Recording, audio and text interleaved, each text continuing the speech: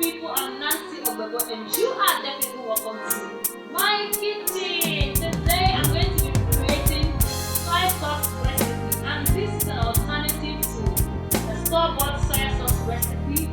The taste is the same, and for people that are allergic to soya beans, this recipe is also for you. Soy sauce recipe can be used for rice, can be used to marinate your beef, your chicken, and so many other good things. So without further ado, let's dive right into the preparation. Please don't forget to subscribe after you are done watching this